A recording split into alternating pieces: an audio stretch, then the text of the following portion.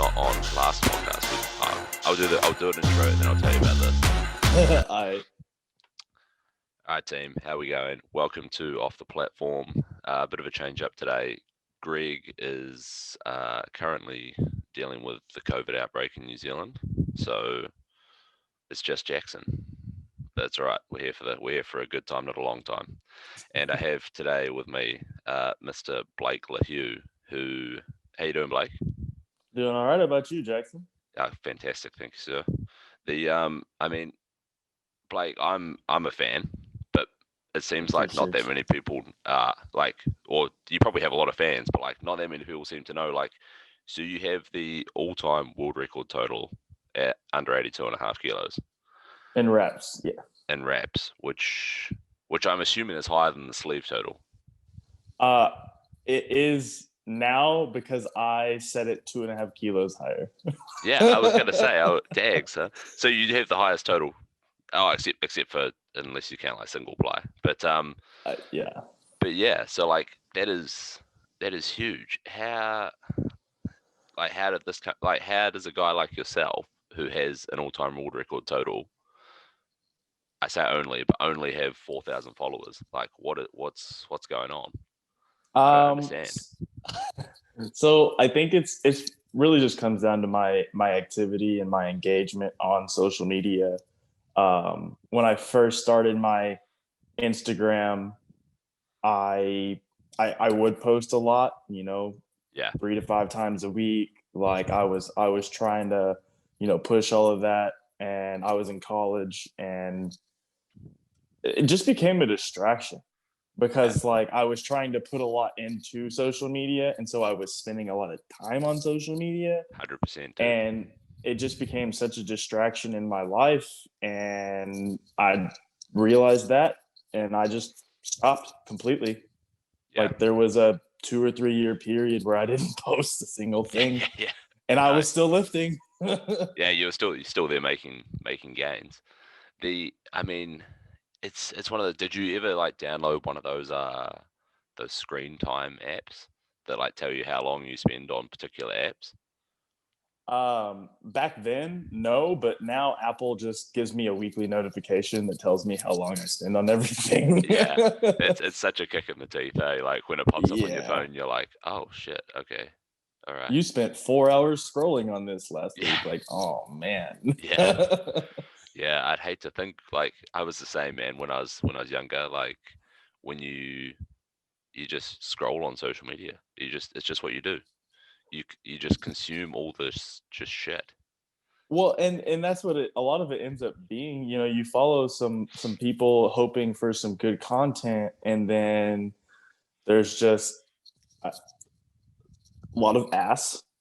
Yeah. I'm just gonna put it out there. That's like Yeah, every other 100%. post. Yeah. And then just a lot of stuff not relevant to really like what I care to look at. So yeah.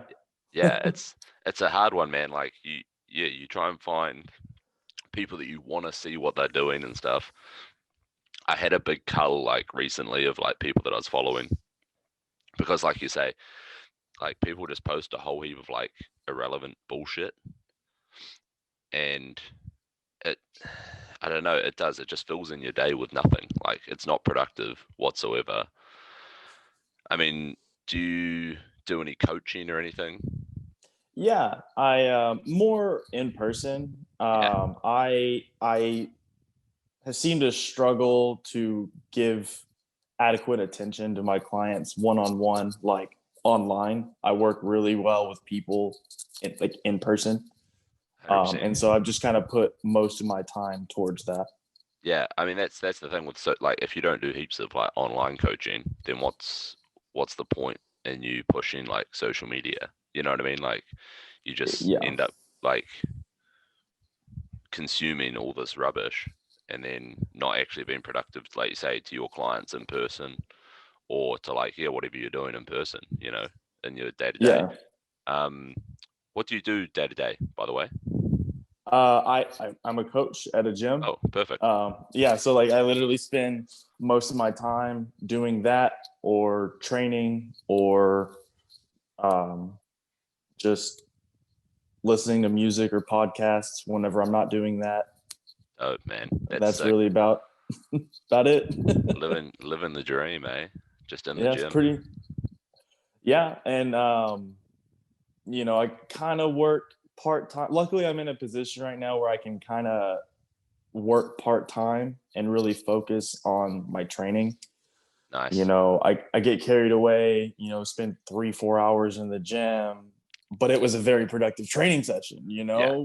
but if I had a 9 to 5 job, I don't know how people do it and stay at this level. Dude, yeah, that's the crazy part, eh? That a lot of people don't seem to get is that like the level of commitment and time and just like you have to work the rest of your life around the training to make it work at your level. Yeah, no, it's crazy, and I've got so much respect for the guys that get off work at 5 and then go to the gym, and they still spend about 2 to 3 hours training, so they're not getting home until 9 p.m. Yeah. And like I did that in college, and I'm not about that anymore. Go to school, had a part time job, and then we would have uh, training that with the A&M powerlifting team from 6 to 9 p.m. Dang. That's yeah, Yeah, that's some long hours, man. Like, yeah, and I did that for 6 years. oof. That's like it's a big chunk of like, because then what do you have? You basically just go home and sleep. Like there's no very little time for like social life. Well, Um, that was the thing because we're lifting so late. I wouldn't go to sleep until 2 or 3 a.m. My schedule was yeah. all over the place. I mean, and then that was probably a hindrance in itself because you weren't sleeping enough. So Yeah. it's like Well, sometimes most of the time I was sleeping enough. I just slept through my first class or two. the recovery for lifting. That sounds like a legit excuse. Yeah, right. I mean, I did all right. I got my degree. That was what I went there for. No That's it, complaints. man. If you can do it, if you can pass it. So you've got a degree in sports Sports science, conditioning. sports conditioning. Cool. So what is that? Um, is it? I suppose your system's a wee bit different in America compared to us in New Zealand, but we have some stuff like sports science, um, Yeah. etc. Is it more like, so do you cover everything, or is it specifically towards like conditioning, or is it like what's the? So, my degree was more generalized to Mhm. give a little bit of. It gave like a handful of information about a lot of different things Mhm. instead of like very, very streamlined. There's specific majors that were biomechanics and Mhm. only biomechanics, Yeah. and then exercise physiology. My wife actually had advanced exercise physiology was her degree, and she had so many science classes. It was insane, which is actually the degree I started going into, and within one semester I was like, nope, nope, not for me. Yeah. Too much science. I suppose, yeah, you get down to the nitty gritty if you've got to cover like almost one sort of bit for like 3 years. You get very, very down into the nitty gritty. Yeah, and I like having the enough. I have enough information to like be proficient in a lot of different areas. Yeah, And so that was what I liked about what I did. And 100%. I was able to have like a coaching minor and a business minor. So like Yeah, I took a nice, little bit more specific classes within those as well. nice. So I mean, and I guess with that, like a lot of what you do know comes from like your experience as well. Yeah. I mean, like you've been in the trenches for, I had to look at your open powerlifting. You've been in the trenches for like as long as I have, it's like years, it's coming up 11 years. I've been lifting as long as I have not. Yeah, that's crazy. So, yeah, what age Yeah. did you start lifting? I started lifting when I was 12, Yeah, and then your first comp was when you were 14? 14. Yeah. That's crazy, dog. So you started lifting at 12. The was that what was that? What was around that? Like, was that a parent? Was that a big brother? Was that Uh, High school. So whenever you're in football or any sport, mm, they want you hitting the weights as soon as you can. So true? in the seventh grade, whenever I was 12 years old, Yeah, I was playing football, and after school, we just go hit the gym. dude, that's crazy. So at 12, they're encouraging you to hit the gym. I mean, I think it's fantastic, but it's not really um It's not that the norm. that common. Yeah, that's like unheard of. Usually they're always like, "Oh, wait till you're 16 or 18 Uh, or whatever." it may have been more like it may have come down to I went to a really small school. Oh yeah, nice. My graduating class in high school was 77. There were 77 kids in my class. Yeah. So, you can get away with a lot more things in a small town. Yeah, 100%. And I suppose then it's like it's a lot more personable as well. So the teachers and stuff Yeah. know that you're not a fucking idiot. Like you're not going to hurt yourself. You're not going to hurt the other kids. And they know my parents, so if I do hurt myself or hurt one of the other kids, like, you know, Yeah, yeah. it's easy to deal with. That's cool Yeah. though, man. Fuck, lifting at 12. I honestly like I started lifting at 16. I got a gym membership for my 16th birthday, and like people say that's early, but like yeah, I honestly wish that I'd gotten into it earlier. Even just like you say, to support the other sports that I was playing when I was younger.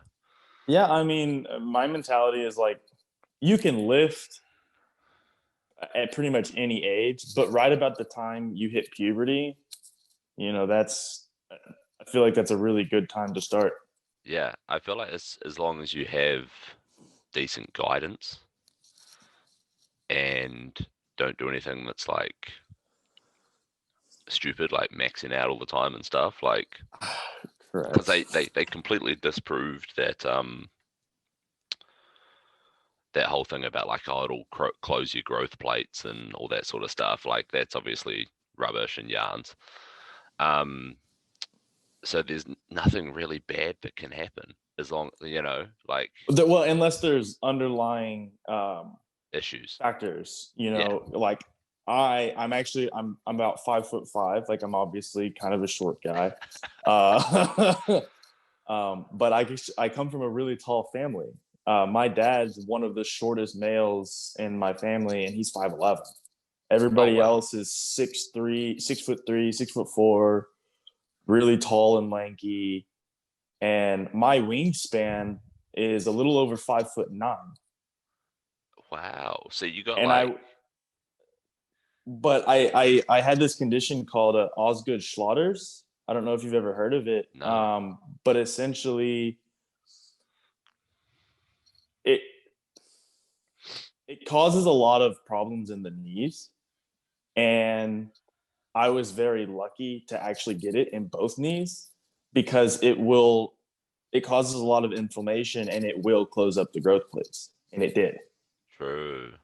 So like we genuinely think I was supposed to be a much larger person. Yeah.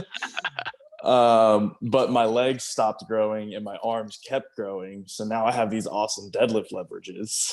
Yeah, I mean that's worked out all right. Like that's Yeah. yeah, it's worked that's interesting, man. So I mean that was Yeah. obviously wasn't lifting that closed up your growth No, ways. That's more no, the yeah, it wasn't lifting, but given that issue was already there, lifting may have like maybe sped up the process. I really don't know. true. I Yeah. mean, I'm fine now. I don't really have any knee issues now. But some people aren't as lucky as me, and they'll only get it in one leg, Oof. and the growth plates will close up in one leg, and they will end up with one leg that's longer than the other one. Yeah, that's when you would run into real issues. Like I suppose for you, it's like at least they're both still the same length. It just makes you really good Exactly. at squats and deadlifts. Like Yeah. I mean, oh, so you reckon that you were supposed to be like 5'9" or 5'10" ish sort of thing? Yep. That's what I think. Damn. Do you ever wonder what could have been? Sometimes I do. Sometimes I really do. I'm like, man, I may have actually been able to play football like Yeah, decently. yeah, But I can't really complain. I've gotten pretty far with what I've got, so yeah. You've made use of it. That's cool, man. That's hilarious, though. But yeah, yeah, it was that's supposed to be a larger human. yeah. And now you just got these really great deadlift fucking like proper sumo. Literally like the sumo dummy that everyone puts up is like that is literally Blake's proportions. Yeah, basically, we jokingly refer to me as an orangutan Yeah, 100%. because I'm because I'm a ginger and I'm a knuckle dragger. So Hey, there is definitely worse nicknames. there Like, really is. I'm like, someone called me the Super Saiyan orangutan, and I'm like, that is the most original name that anyone has ever called me, and I'm about take it. it. Yeah, definitely. I'm definitely about that. I mean, was that someone like in person or was that someone on Instagram? No, that was one of my friends in person, and I was Nice. like, I'm always really impressed whenever somebody comes up with a nickname that I haven't heard before, Yeah, because obviously there's leprechaun, ginger, whatever, like your yeah, normal things, yeah. and that one really stood The Super out. Saiyan orangutan. All right, I like it. I expect to see your Instagram handle change. Hey, don't tempt me. I'm thinking about it. I mean, it's still you've still got Blake 75. Like you're definitely not 75 kilos No, anymore, sir. no.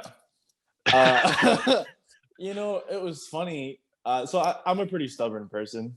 Yeah, I'll be honest. yeah, fair enough. And I went up a weight class at the showdown last year, which wasn't intentional. That was supposed to be my last meet as a 75. Um, and so when I competed as a 181, that should have been the time to change it. And everybody was giving me a hard time about it. And because everybody was giving me a hard time about it, it was kind of like out of spite. No, I'm just gonna leave 100% one of those it. ones. As soon as everyone's like, "Hey, do this," you're like, "Nope, I'm doing the exact opposite." Well, I mean, isn't John Haack still Bilbo Swaggins 181? Yeah, yeah. That guy's more like 220 now. Like, Yeah, I think that's damn near what he walks around at. yeah, I saw a thing the other day that said that he was 96 kilos. So I think that's about 210 or so, Yeah. which like, Um, and then he's going to compete year 198s, which is yeah, I'm curious to see how long he stays the 198. I mean, he's not a tall guy, but he's not short by any means. what is, I've never actually met him in person, but is he what like 5'8", 5'9"? Uh, yeah, I'd say about there. So I mean, it's honestly even more impressive that he was able to do what he did at 181, Yeah, being that tall. If you look statistically, like the average height of the top 10 percenters in the 165 and 181 class, they're about my height. yeah, 100%. I was going to say like there's like you, like Russ, Taylor, like you're all like what 5'6", 5'8", maybe at a stretch 5'7". Well, 5'5" to 5'6" is, I think, that like where the top 10 percenters typically lie. Yeah, Typically, of 100%. course. Yeah. So yeah, a bit of an out. So I'm assuming he'll fill out one day to like the 220s, surely, Sure. because yeah, I mean he just keeps getting bigger and stronger, which is crazy. I cracked up at you'll like this from like a sports conditioning, sports science background, but I was listening to a podcast one time about like with I think it was Andy who trains with him, Yeah. and they were asking about like his and John's training philosophies, etc. And Andy's like very regimented, like, all right, this week I'm gonna start at 6 sets of 5 or whatever it is, and and it peaks up into like a couple of singles, and I've got the weights planned out. And they asked him about John's, and it was just like John just goes in and hits what he hits, and that's it. Like He just goes in, lifts something heavy, does like a couple of sets of curls, and then walks out. Yeah. Yeah, I do find that amusing, because people kind of say the same things about me. Nice, you're one of those guys. No, I really am, and I always have been.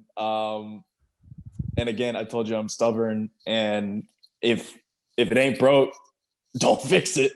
Man, if it works, then just the carry on, you know. I mean, and it's obviously still working. So Yeah, I have no complaints. yeah. So is that so? I mean, obviously that leads into. So what is your typical like programming like? Do you just hit like a couple of top sets on a whatever movement you're doing for the day, and then that's it? Yep, that's that. I mean, that's essentially it. I'll work up to a top set of whatever rep scheme I'm planning for whatever movement for that day. I do typically do 2 movements a day, so I'll squat and bench.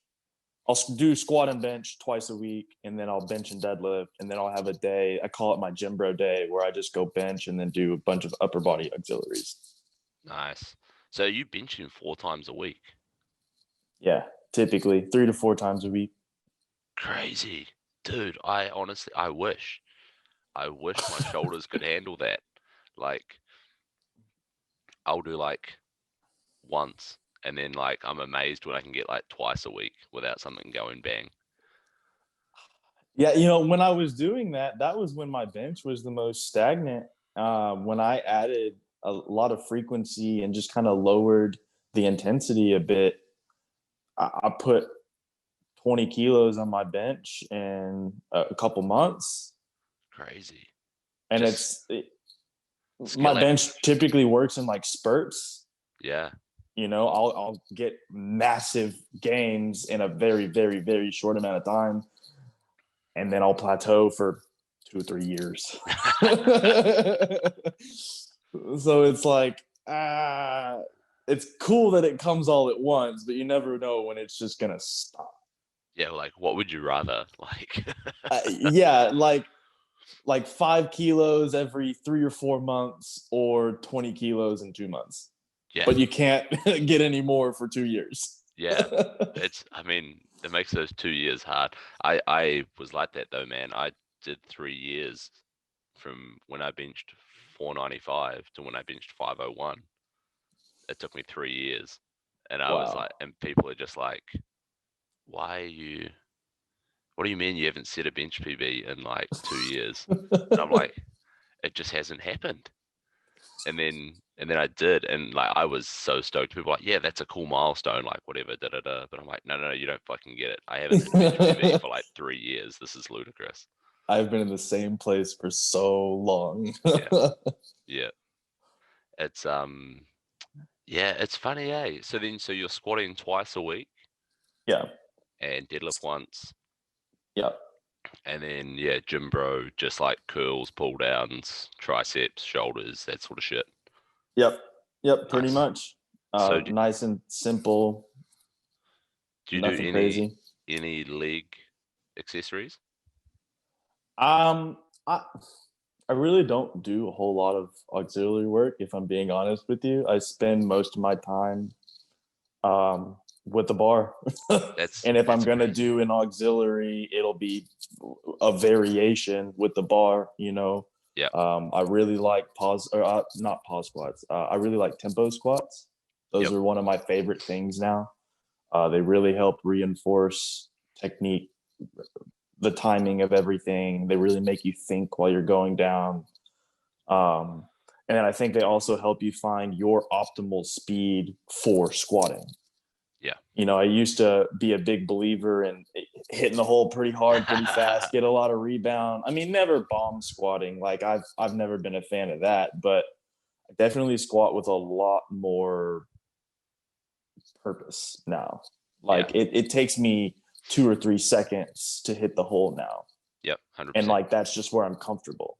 Yeah, Before it was like maybe one and a half solid Mississippi's. yeah. So it wasn't like a dive bomb, but It was pretty I got quick. some rebound. Yeah. Yeah. I mean, that's one of the questions that I get all the time. Is like, oh, how fast should I how fast should I be going down? Do you have clients that ask you that like quite often? How far should they be going No, down, how like to how depth? fast? Sorry, how Oh, fast?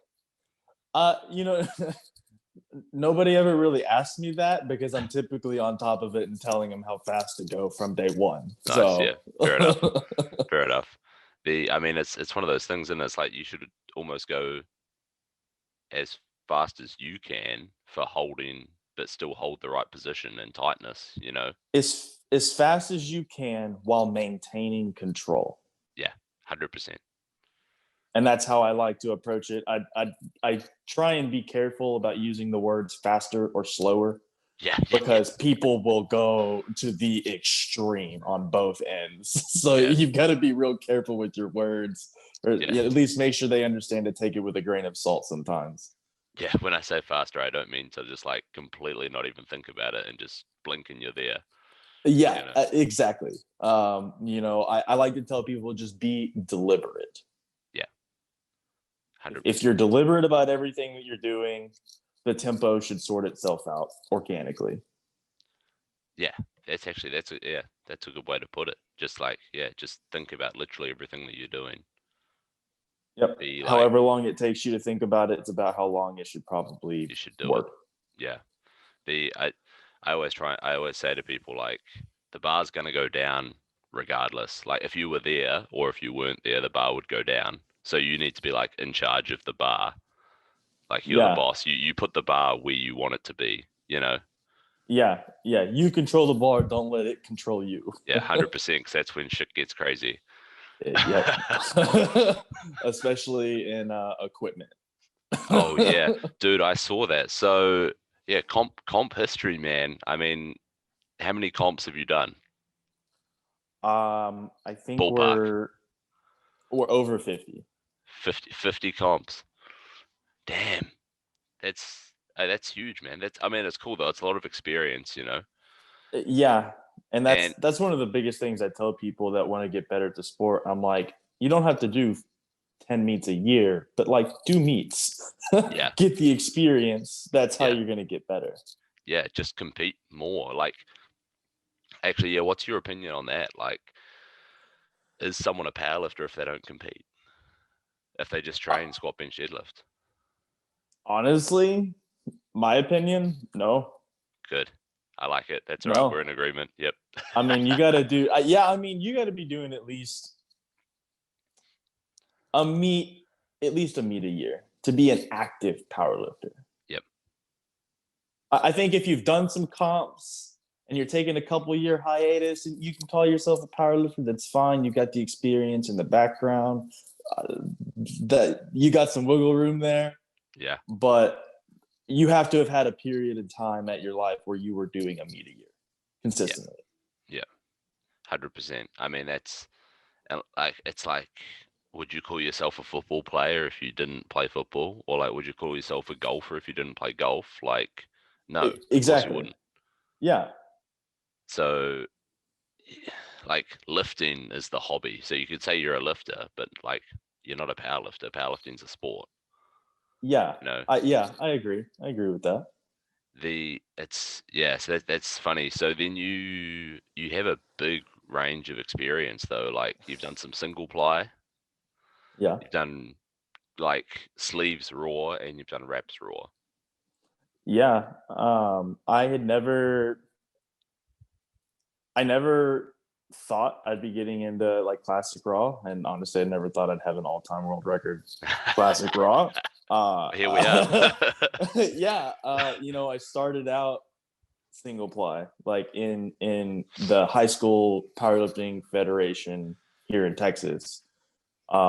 It's basically there's only one division. It's basically just open. Yep.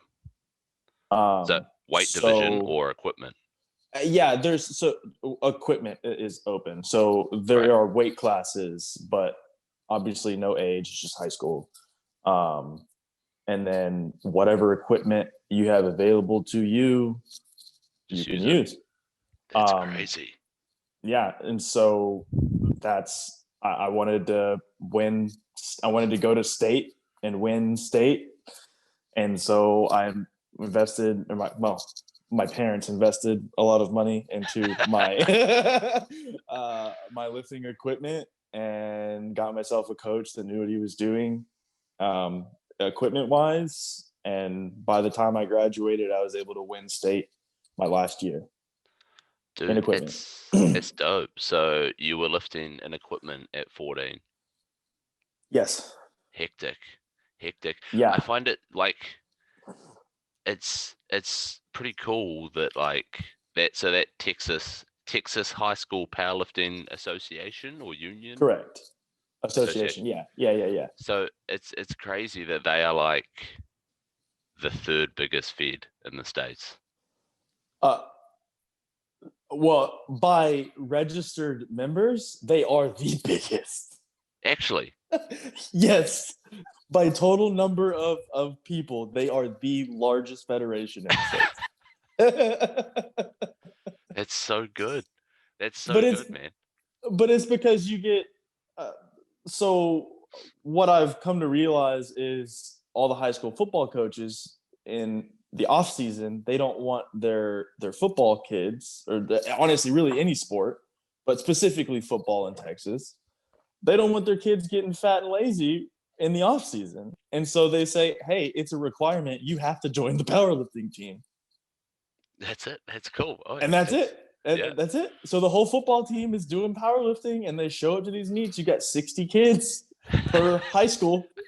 So there's 50,000 people or whatever. That is ludicrous. That's Yeah. crazy. So you get, I mean, I suppose it's a good way to get them introduced to powerlifting and get the sport out there and get them lifting, Even though most of the time that is not the goal. That is not the purpose for them being there. No. But I suppose, and then you might end up with the occasional person who like should be going to the NFL, and then they end up in powerlifting, and that's when you get the freaks. Yep. Those genetic anomalies that will thrive no matter what sport they're doing. Yeah.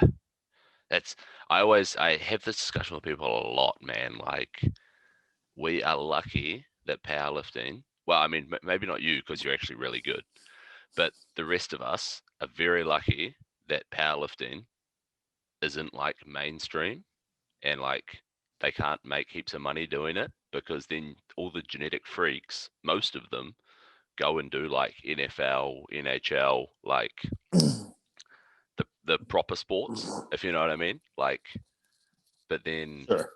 so then it lets us with like subpar genetics feel like we're actually good at the sport. So whereas then you get some of the freaks that then come along and they join the sport, and it's like, where the fuck did you come from? Well, yeah, go ahead. I was going to say it's the same with bodybuilding.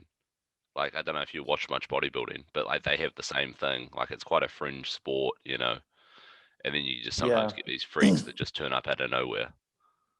Yeah, I feel like, I don't know. I have like, I guess, mixed opinions on bodybuilding. As far as that goes, you can. I feel like a lot of people can just take a bunch of steroids and look great on show, and then judging is very subjective. Yeah, very subjective. Yeah, strength is not something that's subjective. Yeah, very quantifiable. Yes. Yeah. Yes. So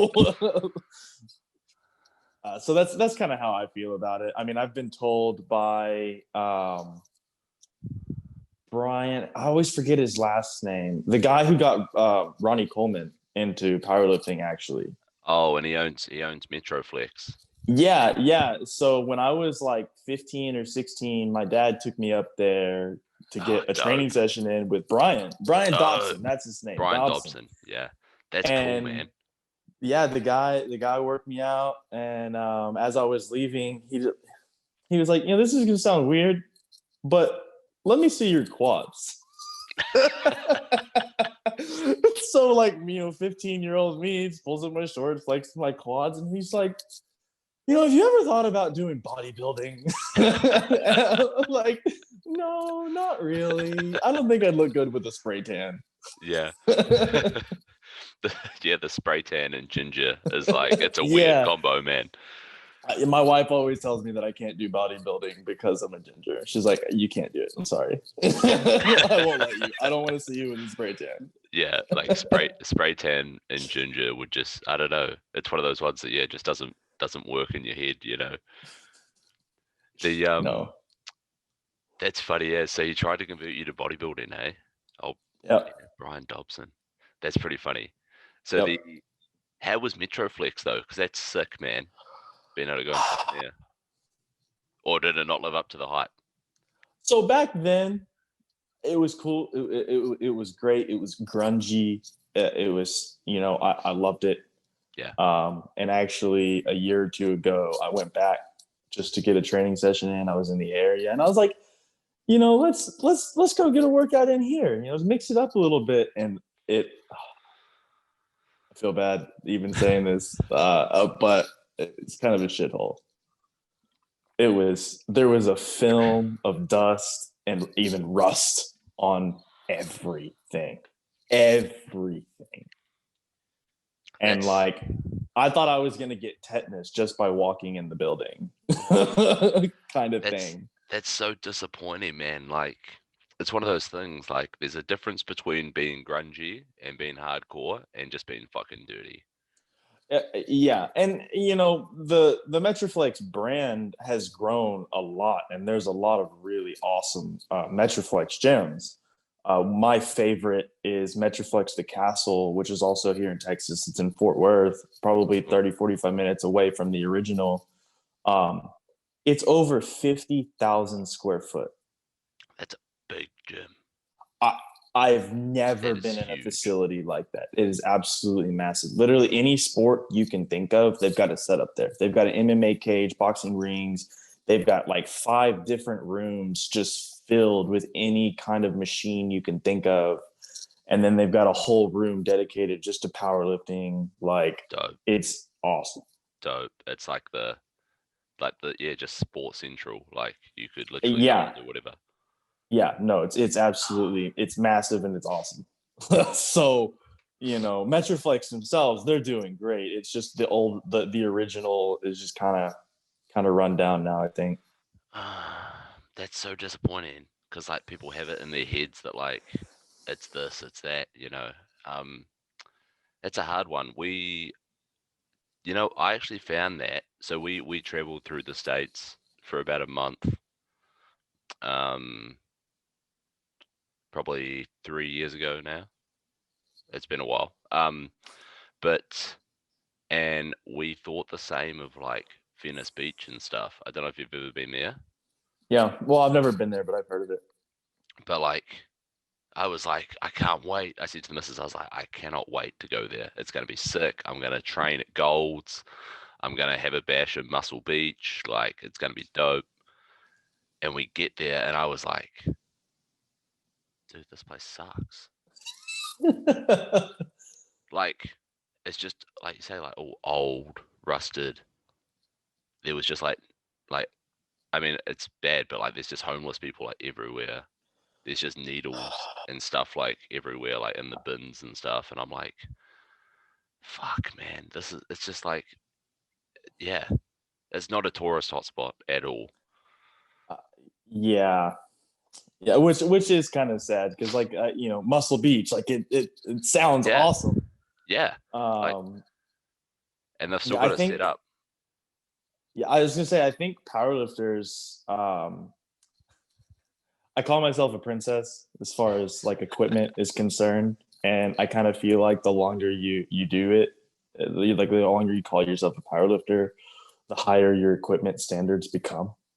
And it kind of ruins you on going to any commercial facility. It's, dude, it's tough, man. Like, I've literally just recently moved from one city to another, and the city where I was coaching and stuff out of a gym, and we had a lot of say on like what equipment was there. I had all my own equipment there. So I had like nice bars, nice plates, nice racks, good monoliths, like, and it was dope. Had all the boys, and then now I've shifted. I'm training in a commercial gym, and it's like I've maxed out their bars, like, so I don't really, I don't really know what to do from here. Yeah, at that point, like you got to invest in your own equipment, you Yeah, know. it's hard, man. Like I might have to bring my bars and stuff up. I don't know, but like I'm doing a lot of like I'll do like you say like tempo squats and stuff like that, just so that like the weight is challenging, the lighter weight is challenging, if you know what I mean. Hmm. Um, but yeah, man, you definitely I suppose the equipment that you've had exposure to and that you've used as you have more experience is better. Like you've used more different types of bars, you've used plates, you've been like, oh, actually, this feels fucking nice. I want to use this all the time. Yeah, yeah, no, I've definitely gotten there. But I have to remind myself of this. I got really spoiled with being on the Texas A&M powerlifting team. So my in 2017, I think they hosted um, collegiate nationals, which Huh? is one of the biggest powerlifting meets around now. Yeah, And the president of the team was the meet director, cool. and instead of pocketing the money like from hosting the meet, it went to the team. So we got Nice. 6 custom maroon racks, 6 full sets of Alico plates, 6 Alico bars and collars. Like we had the whole 9 yards. Dude, that's ludicrous. And I mean that ruined me. It Yeah. absolutely ruined me. And then, of course, traveling internationally and getting to use all this Alico equipment, Alico benches and racks, and yeah, Dude, it it's just nothing else compares. nah, and I suppose if you've got like yeah, like all of your training and you've got like 6 racks there and like 6 sets of full plates, so you're never having to wait for anything. Nope. You're just going in training. Oh sweet, I'll use that rack today. Like that's fine. I know Yeah. it's exactly the same as that rack there, and it's exactly the same bar. Yep. Oh damn man, that's the I business. yeah. I mean, probably that's probably the best collegiate training facility in collegiate powerlifting. So is that at Texas A&M? You said Yes. that's cool. That's cool. Have they got it? So is it a big? Um, I mean, it seems to me that in the States, pretty much every like education place takes strength and conditioning quite seriously, just Yeah. because I don't know why do you think that is? Like it's one of those things like a lot of other countries they haven't caught on to that idea yet. I honestly, I really couldn't tell you why, other than maybe it's just like the younger populations, maybe they're a little more health conscious. And so they want to lift weights and do things. And the universities typically put a lot of money into the rec centers. Yeah, it's Um, I so 100% behind it. I think it's one of those things that like more like it just seems that like in like Europe and stuff, it's not the same. You know what I mean? The states seem to take strength and conditioning real seriously, which is which is cool. Obviously, like that's why you get the best athletes. But yeah. you know, but I don't know why the rest of the world doesn't catch on. You know, Yeah, it's honestly, I've never put much thought into that. it's one of those things that here with they always say about it with rugby here. Like we have the All Blacks. Everyone's like, oh, that's like why they're so good, da da da. And then you look at some of the other teams like strength and conditioning protocols, like in the off season is basically non-existent. Whereas these guys are putting the work in all through the year. Like you say, like don't in the off season, don't get lazy. Yep. But it seems to be a slow uptake, man. Like this isn't new. No, it's not. People have been strength training and doing shit for decades. Literally, Decades. literally decades. Like we had Ben Polak on at one stage, and he has a PhD in like the history of strength, that was a hectic yard, man. That I'm gonna have to go listen to that one. But I really enjoy Ben Pollock. he's great, man, and he is literally like a PhD in the history of strength. I'm like, that dude, that is the nerdiest strength geek stuff that I've ever heard of, and it's fantastic. Like I'm into it. But I gotta say, he literally just won his pro card. What, 2 weeks ago? Yeah, Which is yeah, pretty cool. dude. Yeah, dude's so impressive. Gained 100 pounds of lean tissue in like 2 years. Yeah, that is how crazy is that, man? Like I can't even imagine that sort of. His body must struggle though. Like imagine the calorie requirements. Oh God, I mean, sometimes I get to the point where I already hate food, so like I can't imagine. I literally can't imagine. Yeah, Like I can't eat enough right now. it's crazy, dog. Like, 100 pounds. That's like 45 kilos of lean tissue. It's crazy, crazy to think about. Yeah, no, it really is. And the fact that he looks great. He Yeah, looks fantastic. I yeah, mean, obviously he just won his pro card. yeah. So it's like I don't. It's huge, man. He's one of those freaks. Like there's just it's insane to think what the human body's capable of. You know, but the Yeah. So in terms of so like diet for you, like are you one of those powerlifters that pays attention to his diet, or are you just like a throw it to the caution to the wind kind of guy? So for most of my lifting career, I'd say I followed more of an intuitive diet. And that Yep. was just, I didn't really count anything, but I have a ballpark of how many grams of protein and fat are in a steak or, chicken or whatever. Like, Yeah. I understand that. And so I would just make sure to eat healthy quantities and relatively healthy foods. But recently, my idea of what is healthy has been kind of turned on its head. Yep. So my wife and I have been listening to a guy named Paul Saladino. I don't know if you've heard of him. No. So he goes by the Carnivore MD Nice. on Instagram. Yeah. And essentially, we've been following a carnivore or animal based diet for the past 3 or 4 months now. Right. And it's genuinely been life changing for, I mean, every aspect of lifting and my day to day life. Really, like health wise, just general feel good. Yeah. Last prep, I was struggling to stay below 195. Yep. Like I committed to going up a weight class and I did too good of a job gaining weight. And it was really a struggle. But now with the whole carnivore, I'm pretty much eating quantity wise until I'm full every time I eat.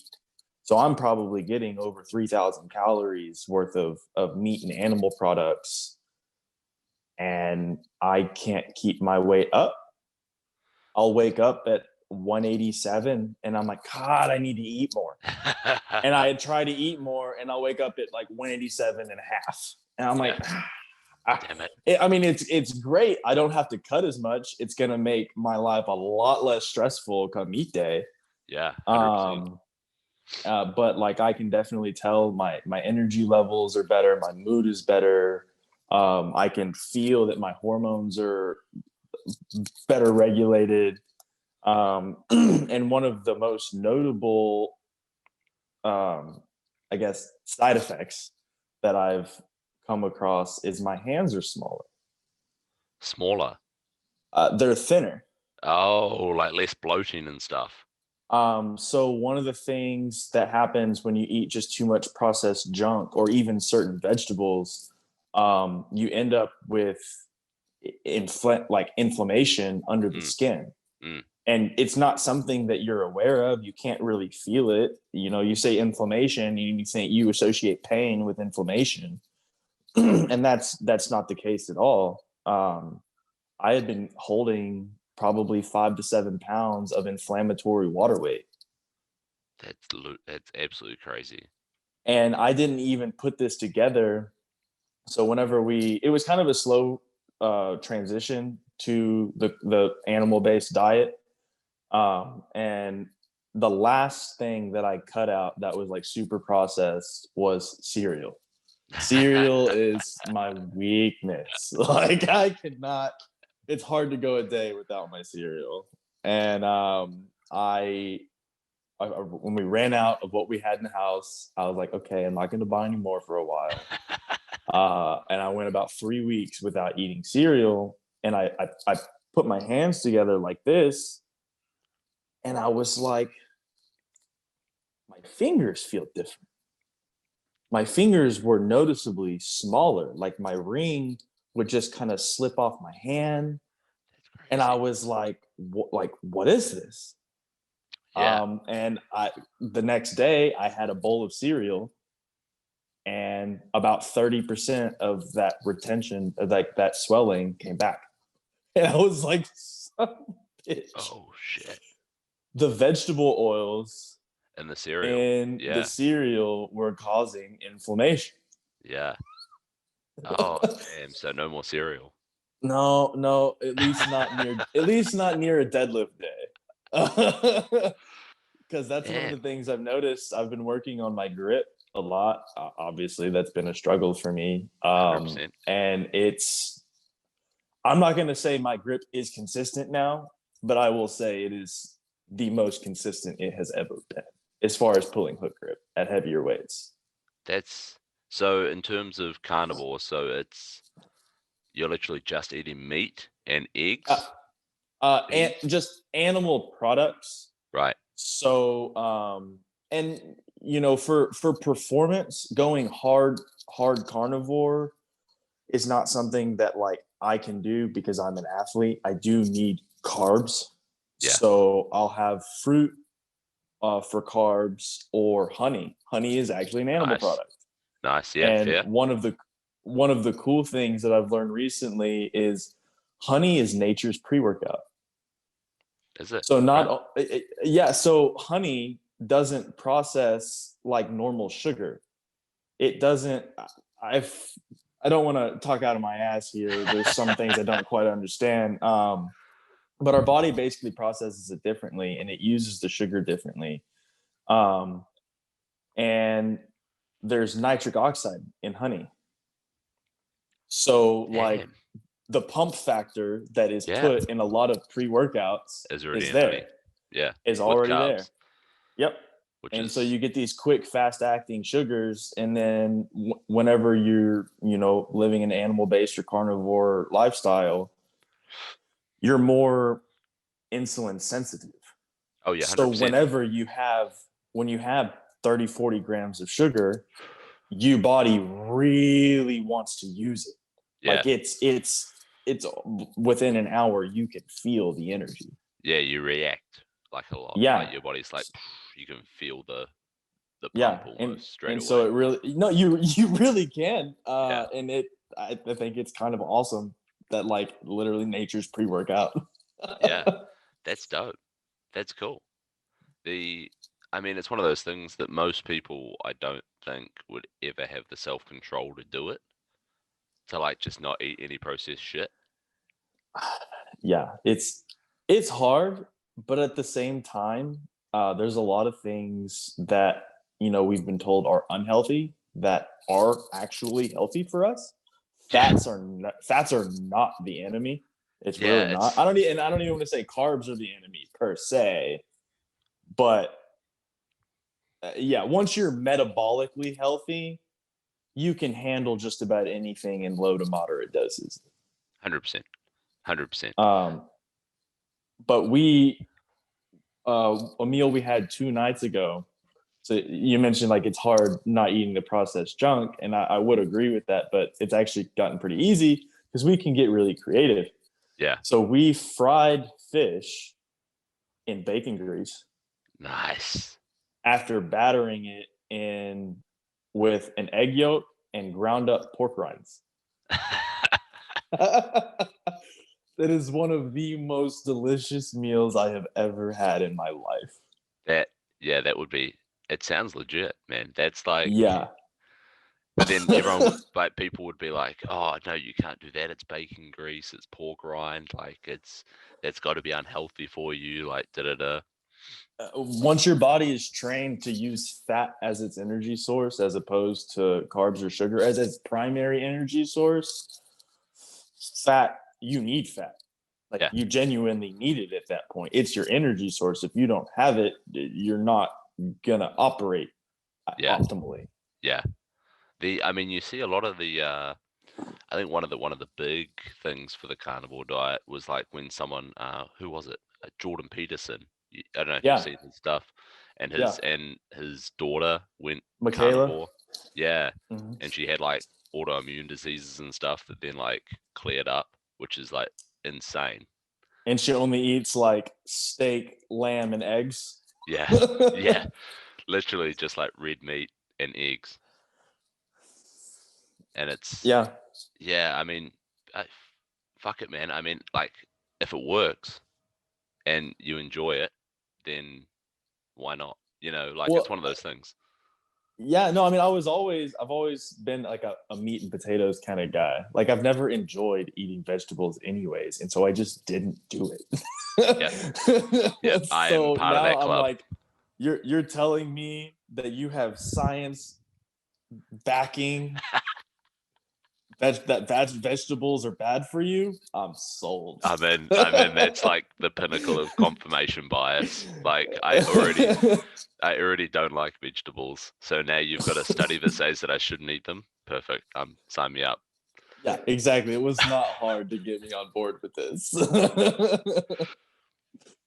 My It's biggest thing was I was skeptical that it was going to be good for performance reasons, but as long as you are getting like an optimal amount of carbs and healthy carbs, mm, it's fine. yeah. I mean, as long as you're getting like enough. I mean, the thing is that people well overestimate how much carbs a powerlifting workout takes.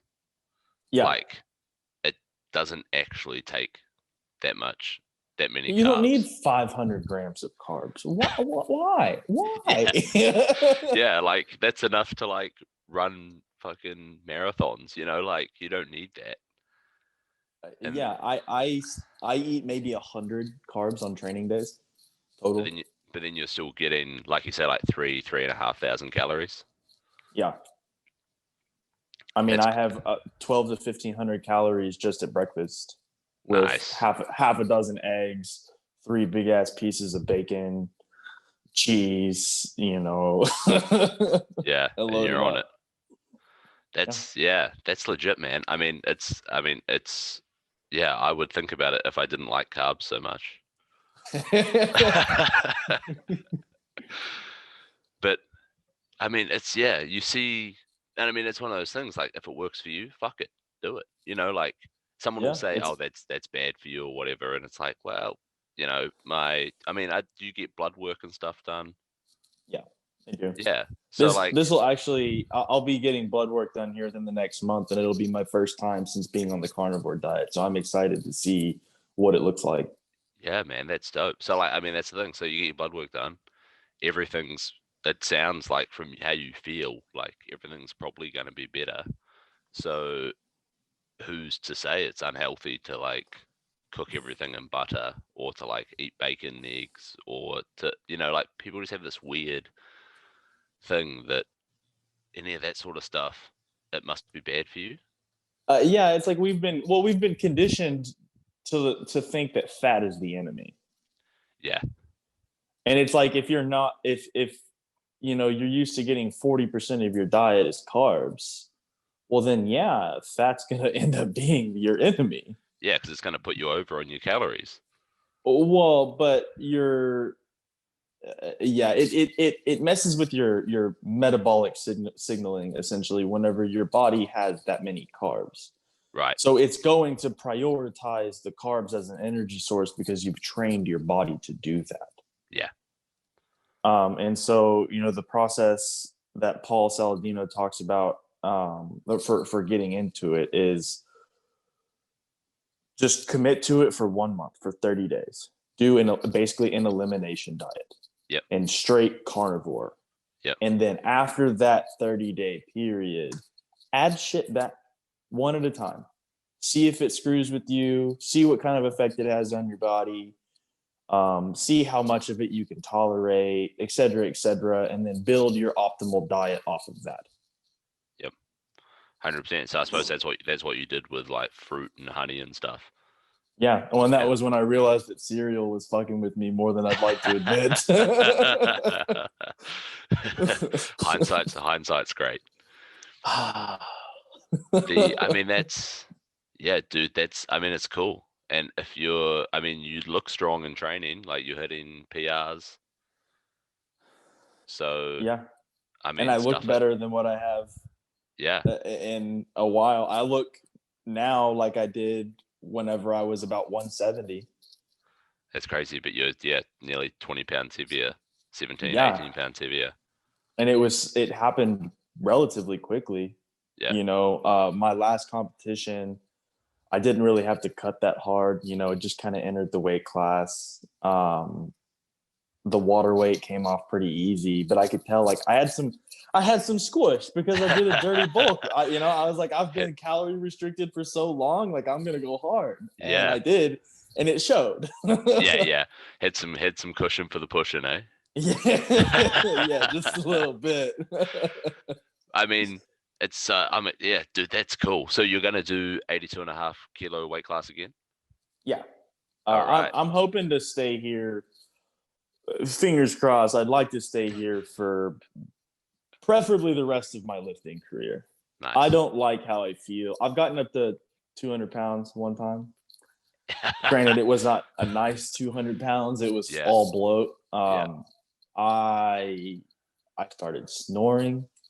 I would wake up and both of my arms were numb. Like I was having all kinds of issues. And I was like, this is not sustainable. I cannot be this big. Yeah. 200 pounds, 90 kilos on like 5'5". That's a lot of mass. That's a big dude. I mean, it felt good. Like I could fill out an extra large shirt, and I was like, that's kind of cool. I've been a medium most of my life. Yeah. But that was about the only real benefit. My strength didn't even correlate with as much weight as I'd gained.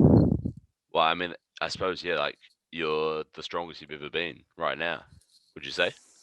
Yeah, absolutely. So that's, I mean, I suppose that speaks for itself. Yeah, and the fact that, this is a sustainable way to live my life forever. Yeah, well, that's the other thing, is that if you can stick to it and quite easily you enjoy eating like that, and then you can stick to it, and it makes you fucking better at what you're doing and better at life, then fuck it. It ultimately comes down to what is your goal? Yeah. And then how do we make this sustainable for you? Yep. Yeah, man. That's exciting, because if you can then easily maintain your body weight and then just slowly up your intake, and then you'll get stronger and stronger and more muscular and stay lean, and gaining more lean tissue allows for a more comfortable water cut. 100%. Yeah, because there's more water and muscle, so you can exactly. Yeah. So like I could be as heavy as 200 pounds, and as long as I'm 10 to 12% body fat, and probably still cut that just fine. I mean, I've cut up to, I think 24 pounds was my biggest water cut at 165. Yeah, I was gonna say, like, that's definitely doable. I mean, I did what's 24 pounds in kilos is Uh, what, like just like over 11 11 and a half kilos? kilos, something like that. Yeah, I was gonna say I've done 11 or 12 as well, like 24, what's that, 24, 26 pounds. And Uh, like, yeah, it's not fun, but like you can do it. yeah, exactly. Yeah, it is not fun. When I get down to that last 5 pounds when we travel, my wife is staying in the hotel room with me, and I'm like, you need to make sure you're far away from me because I'm about to be an asshole and I can't control it. I take no responsibility for the next 24 hours. Yeah, basically. I'm like, just for both of our sakes, so we don't get in an argument later, let's just not talk until after I weigh in. I don't want to be mean. I mean, so you've had experience now with like 2 hour weigh-ins and 24-hour weigh-ins. What's your preference? Definitely 24-hour weigh-ins. I mean, that was one of the things I was most looking forward to. I like being able to push everything a little bit more. I'm the kind of guy I like to make the system work for me. So I want to 100%. push I want to push those rules to the limit. Yeah, but that's what they're there for. Yeah, exactly. I mean, there is a rule in the USAPL that was made because of me, and I love it. So like, I'm the kind of guy I love pushing the limits, man. So what's that? What rules that? um, so basically, because of the stuff, I'm gonna try to summarize. There's a lot of crap leading up to it, but basically, there is now a clause in the USAPL rulebook that says that you can't have marijuana in your system even outside of competition. Why not? That's so weird. Yeah. Uh, yeah. So I will do my best to summarize it. I have talked about this so many times now. Oh, This is one of the biggest reasons why I actually left the USAPL.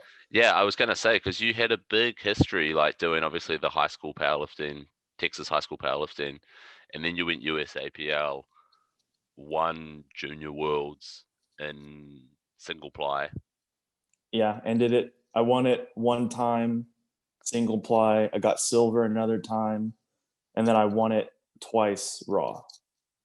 So like, yeah, you weren't like a small fish in the IPF. Yeah. uh I was trying to be a big fish. Like, I was really gunning for Taylor Atwood's spot as the king of the 75s, Yeah, or 74s, I guess. yeah, But yeah, so I was preparing. It was the summer before one of my world meets, and I got out of meet tested. I know the rule books. I'd like to think I'm a smart individual. yeah. Um, and in the WADA rule book, which is what USAPL says they abide by, Not anymore. it says, It doesn't seem like. yeah, yeah, exactly. Yeah, so they drug tested me outside of competition. I was in college, smoke weed in the off season, Yeah, whatever. yeah. Um, and they hit me with a 10 panel test. So an in meet competition paneled test. Instead of an out of competition test. Correct. So an out of meet competition test is a five. It should be a 5 panel test. It's basically a test for anabolics.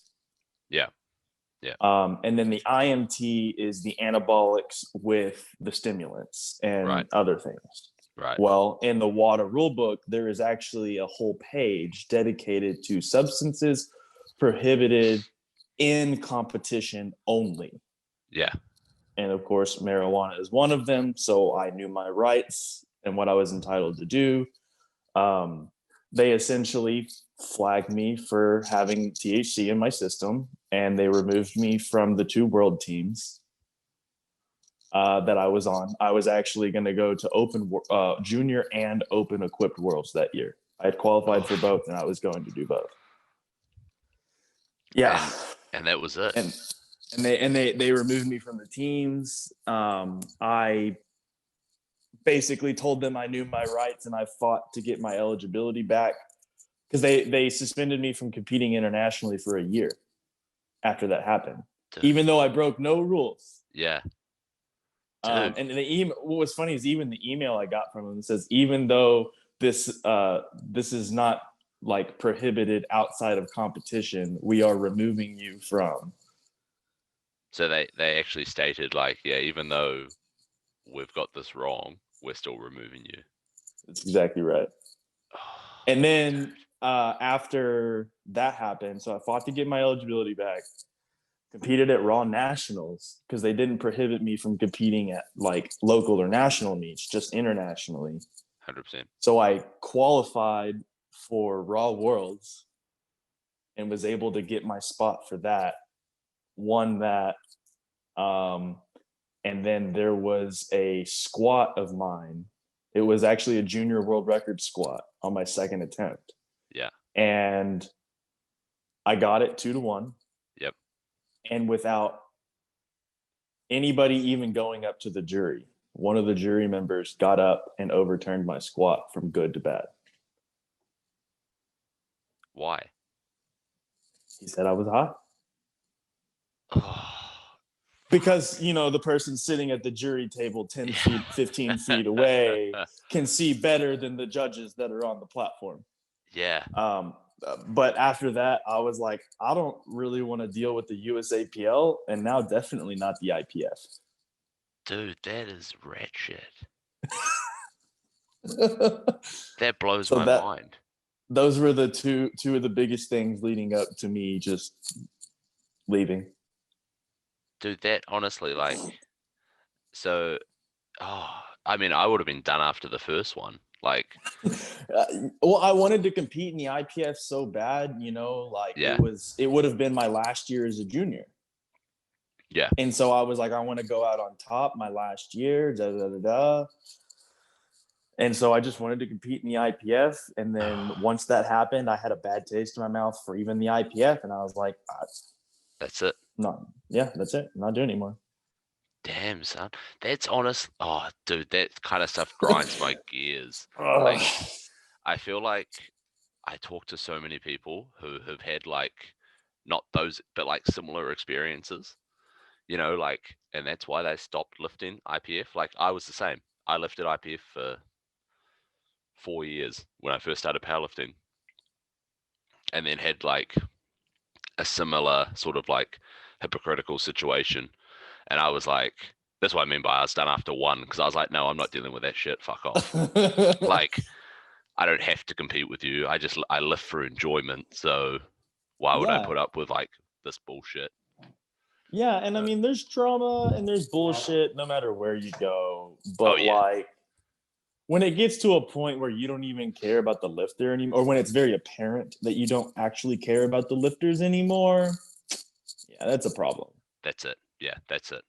And especially like when it starts to then like affect your lifting as well. Like you say, like someone from the jury, like saying your squat was high. Uh, yeah, and I'm That's like, ludicrous. I'm like, look, I don't, I don't want to say I squat ass to grass, but I don't think of myself as a high squatter. Not when I'm raw. Yeah. Equipped, okay, 50-50, but that's anybody in Yeah, equipment. Like that's like the name of the game. Like, how high can I push this and still get whites? That's like the name of the that's game in exactly equipped. right. Yes, I just want to kiss it. Like 3 whites and you're working too hard. Yeah, like yeah, exactly. You're going too deep if you get 3 whites in Yeah, equipped. yeah. Oh, dude, that's. I mean, I'm not surprised. I was interested in why you left. I didn't know this whole story. Yeah, no, it it took a really big toll on my life. Yeah. My mental state, I thinking back, I'd say I was probably a little depressed after all of that Oh yeah. happened, like it just left a bad taste in my mouth for the sport.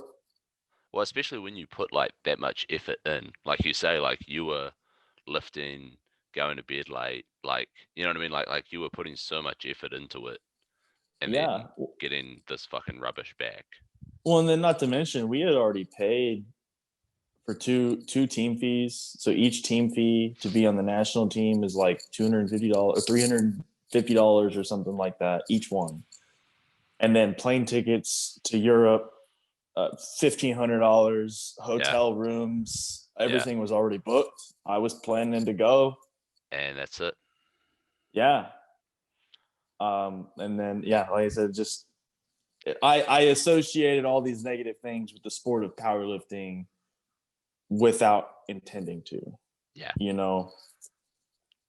That's And then yeah. dude, completely sympathize with that. And then that was 2017.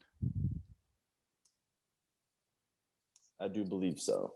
I do And believe it was 2017. and so then the next year, 2018, I sorry, I haven't got open powerlifting in front of me, but then 2018 you then went into the Um, USPA. no, I went to the USPA in 2019. I've got my time is an artificial construct. Time, time, I forget how long it's actually been since I've done all of this. So I fought for get my eligibility back. Won Raw Worlds, and then I went to do.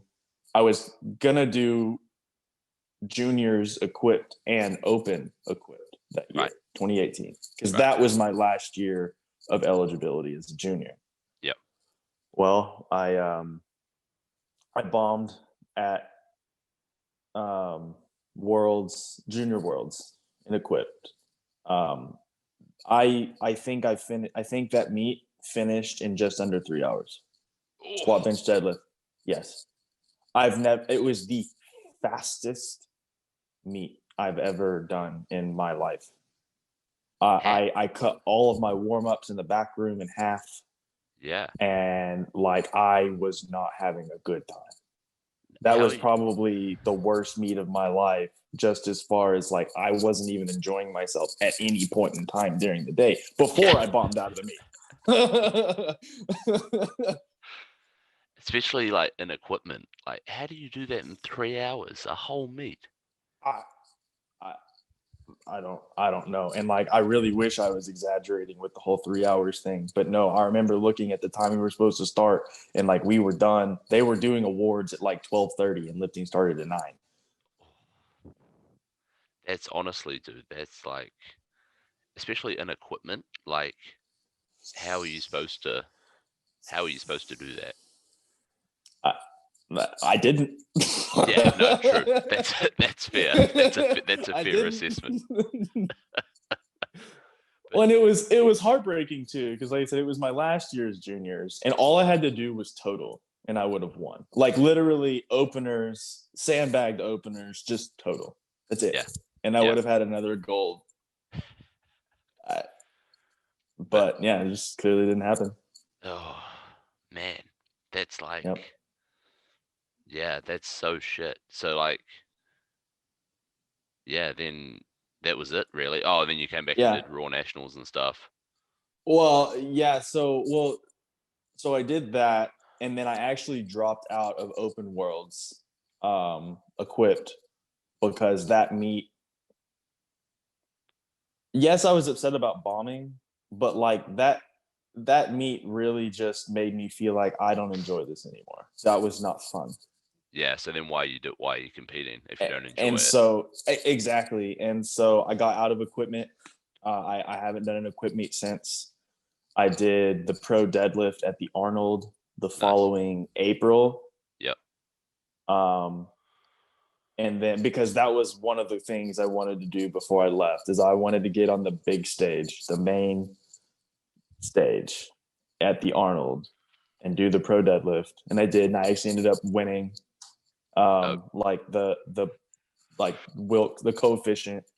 Dope. And then that August I did the USPA tribute. That was my first untested meet. Nice. The tribute meet. That's yeah, I was that the one that Pioneer sponsored Yes, initially? they did. And funny enough, that was actually the meet that Cody Blazik and John Haack both set the That's right. all-time world record totals. That's right. That was So a sick meet. Cody Blazik did it on Saturday in wraps, and then John Haack, whipped his dick out and said, "I'm gonna do it without him." The very next day. And yeah, that's right. I remember that. So yeah, the sleeve total was higher than the wraps total for a bit. Yeah. I mean that is big dick energy. That is that's like, hey dude, I see you and I'm raising you. I Yeah. got pocket aces here, son. Don't fuck with Yeah. this. Well, what's funny is I think that was Hack's last 181 meet. It may have been. Hang on, let's have a gaze. Um, oh, those were Shakira Ingram competed there as well. Yeah. Yeah. It was his last meet, 82 and a half, 181, and then he went up. Yep. Um, I remember seeing him after weigh-ins too, and he looked miserable. He just looked made it, so miserable. Yeah, yeah. no doubt. It's probably, yeah. I mean, because then how many you then did bend the bar? Was that a US? That's USPA. Was that like an Yes. invitational or was that like a It nationals? was just a local meet. Cool. It was 20 minutes away from where I lived at the time, and there was $500 cash prize on the line, and I was like, it'll pay if I win this, it'll pay for the trip, and like I don't want to wait another 6 months to a year to get a meet in. Like Yeah. I was ready to compete, and so I just did. I mean, yeah, like it just gets you there and then stuff it. It's all good. And I Yeah. mean, that was end of 2019. So that was probably a good thing to get in before the whole like COVID situation. Yeah. Yeah. I was prepping after that meet. I was planning to do the US Open as a 165, and I was actually planning on that being my last 165 meet Ah, because I nice. wanted to do reps, Yeah. and try and squat like 700. Like I wanted to total close to 2K at 165. Yeah. Obviously that didn't happen. And we just kicked that can down the road so much that I just couldn't maintain that weight anymore. Yeah. Yeah. 100%. It gets, especially as you keep training, like, and your body just keeps wanting to get heavier, and you're like, oh, I don't want to eat less. I don't want to have to do cardio. Like, I'm just Yeah. gonna let it grow. Like you're almost holding yourself back, you know? Yeah, and that's kind of how I felt. I was like, even when I was like 175, I'm looking in the mirror and I'm like, even with cutting water, I'm like, there ain't that much left to lose. I was like, if I push this too hard, I'm going to the emergency room, kind of Yeah. thing. Like, Yep. I mean, so then, yeah, that's a tough one with cutting, man. Like, how far do you push it? How far do you not? You know, I mean, if you're in a good spot now, though, like it'll make it much easier to cut for it, the next one. yeah, and what's funny is I'm finding myself like my peak strength right now seems to sit at about 190 pounds. Right. So maybe about a kilo heavier than where I'm sitting right now. So like that's my goal, is to try and get up about a kilo before I have to cut, Nice. And which then is a nice problem yeah, to have. yeah. I mean, and I mean, because then you can actually eat in a surplus while you're training. Like, Yeah, it's huge. yeah. As opposed to a deficit and still trying to do more than maintain strength levels. Oh yeah, that's like, I mean, it's a funny one, like powerlifting in terms of it's a sport where we're after peak strength, but everyone, since there's weight classes, everyone is like obsessed with like cutting weight to make some weight class when it actually makes them weaker. If that make, you know what I mean? Yeah. And you get all these beginners. I get people asking me all the time, like, "Oh, what's your best like protocol for like cutting weight and doing this and doing that?" And I'm like, "Why are you cutting? It's like, even if it's your 10th comp, like, why are you cutting? You're gonna get fifth. Like, Yeah, like do you have a chance at hitting the podium? No. Well, then what are you doing? why? Yeah, Yeah. Like, And shouldn't like, you just total for you? Like, yeah. do it for you, not for them. And even then, like, are you cutting? Oh wait, you're cutting to a weight class where there's two people, so you're like guaranteed the podium. Cool, bro. That's mint.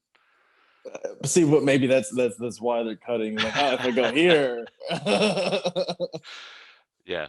I don't get it, man. Like, I've always eaten up into comps for the last 3 or 4 years, just because it's the way to, yeah, I had this like mind switch probably 2016 or so, and I tried to do this cut and it just failed miserably. And I was like, you know what? Fuck it. I'm not doing this again. I'm just gonna eat up into comps and just get stronger. And then my total went up like 200 kilos. I, yeah, and that's it's all goal dependent. Like, Yeah, where do your priorities lie? Like, do you just want to put up a big total? Yes, okay, eat. yeah, yeah, Eat. yeah. It's one of those things, eh? Like people, yeah, it's a hard one, But then I suppose, and then if you're unless you're going for like a record, like a substantial record, not some fucking age class like federation Yeah, record, that sure. annoys the hell out of me. Like every man and his dog has a world record, and I'm like, no, no, no, no, you don't. You benched 100 kilos. I know fucking teenagers that do that. Like, you know what I mean? Like, it's I know exactly what you mean. I've got a couple masters lifters that like they're just so fixated on the records, and I mean, I of course I don't say anything to them. I let them have their moment, and I let them, yeah, be happy about it, because if that's at the end of the day, if that's what motivates them and drives them, I'm not gonna squash that. no. I mean, if it gets them in the gym, then fuck it.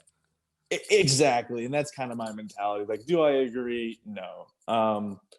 Something somebody told me a long time ago that really resonated with me was records are broken every day, but that gold medal is something they can never take away from you. Yeah, 100%. Go for the wins. Yeah, Yeah, yeah. that's The records don't mean anything. yeah, like the records. Yeah, literally, there's always going to be someone that will come along and break it. Like, I don't think we're anywhere near the pinnacle of human performance. So there's always going to be someone that can come along and break it.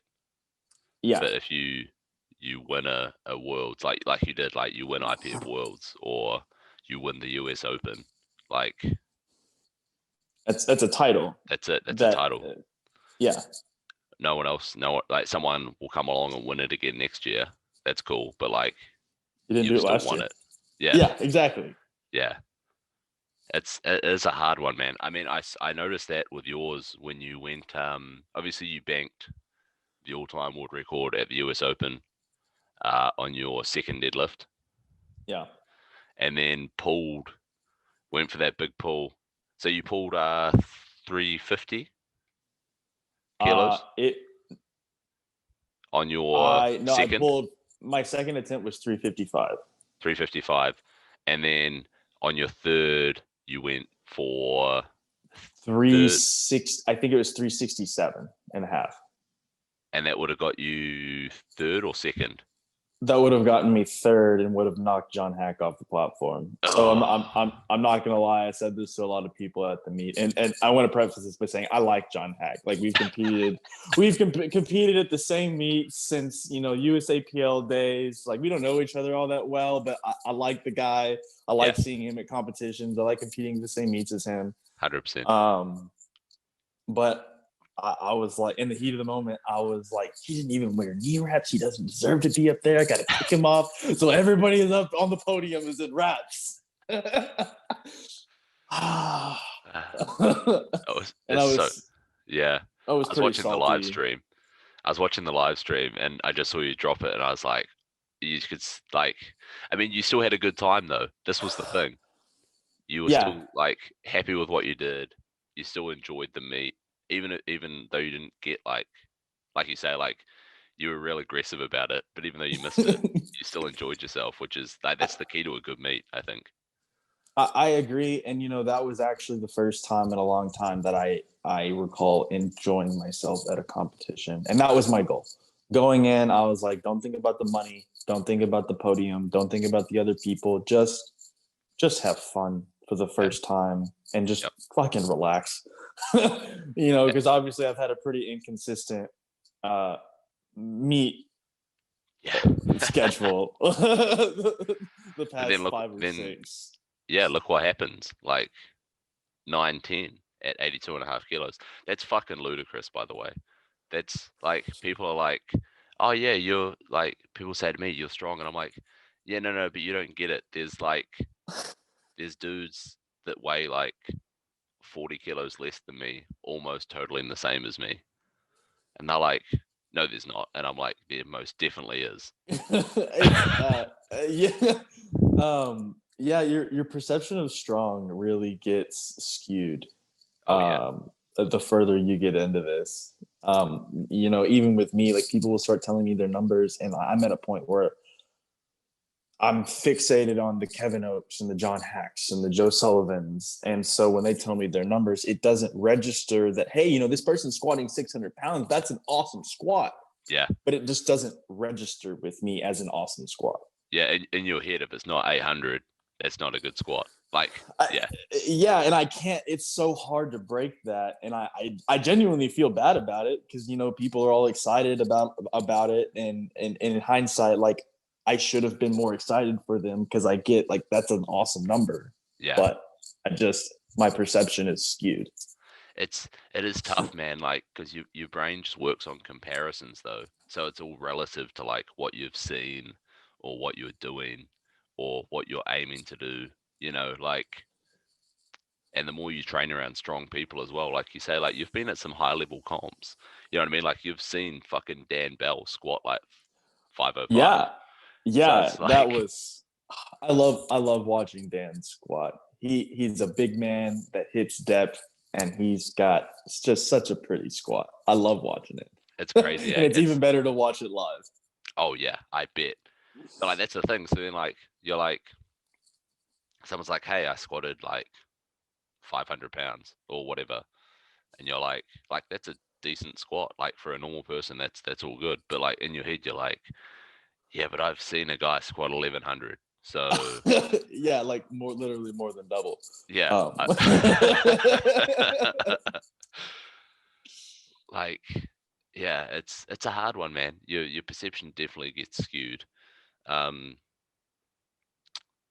and it makes it tough sometimes with clients. I suppose, I don't know if you find that, like, yeah, you get excited for them because you've seen them put the hard work in, and like they get some fruit of their labor or whatever. But yeah, and then they're like, oh, I just want to be like you, and I'm like, well, I just want to be like the next guy. So yeah, yeah. And when people say, how did you get this strong, or like I want to be like you, or anything along those lines, I'm like time and consistency. literally, it's not sexy. It doesn't sell. No, no. I'm like it's.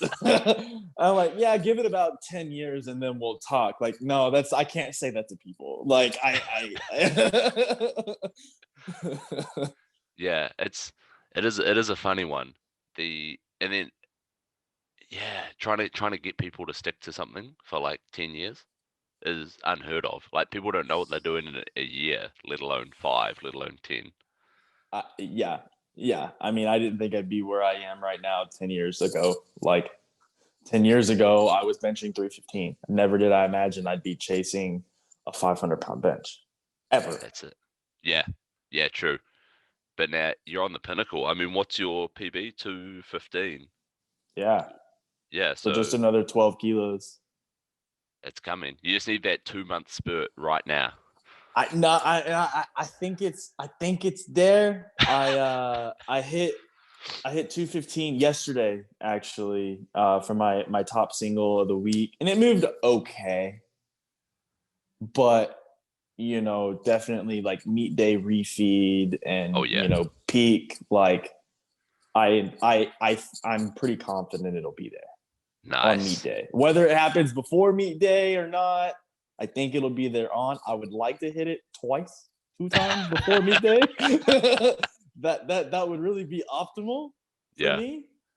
But we gotta roll with the cards we're dealt. Yeah, that's So it. So what is the next goal then? Is it the showdown, yeah.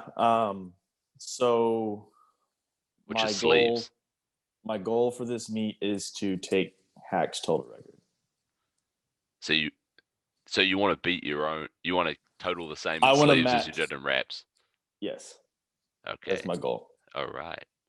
Um, which I left a lot of kilos on the platform at the open on bench and deadlift.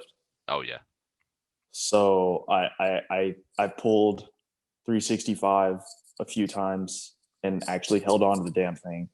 I saw that. In training. Looked good. It's the consistency is coming. Yeah. I just need to have the meet where I can put it all together raw. And one of my goals for this year was actually to do a single ply meet in like December because I wanted to take 3 all-time total records in the same year. Oof. All right. And that yeah, I mean, set big goals What and what's the all time single ply 82 181 class? I think I, I I'm pretty close to the number. I'm not 100% exactly what it is. I think it's either 942 and a half or 947 and a half. And it's actually held by Gene Bell. That's an old total, man. Yeah. How, That total has stood for over 30 years. that's And what's funny is crazy. Gene Bell lives 20 minutes from me. Oh shit, here we go. Yeah, he's like yeah, he trains at a gym 10-15 minutes away from where I do. Dope. That'd be But huge. yeah, but I'm not gonna get to do that this year because the Russell Kern is doing the pro series of meets Yeah. in the WRPF, Yeah. and Record Breakers in December is going to be the third meet in the series. All right. So And based on my understanding of everybody that's going, I I've got a really good shot at being in the top 2 among those 3 meets. dope. Dope. So I decided that I can do a single ply meet whenever. I can still hold all 3 records at the same time if in the future if I want to go for that. Um, but as far as exposure and just kind of, I'm trying to get my name out there a little more. I just can't social media for shit. Yeah, if you just keep winning, you get someone else to do it for you. That's the easiest Yeah, way. yeah, exactly. So I actually have to win something. One So away from the podium's not gonna cut yeah. it. So showdown. So those 3 meets is the US Open, showdown, and then record breakers. Yes, Is record breakers wraps or sleeves? wrapped. Wrapped. Okay, cool. So you get to obviously do the showdown, get the sleeve record. That's the aim. Do record breakers, try and beat your wrapped record.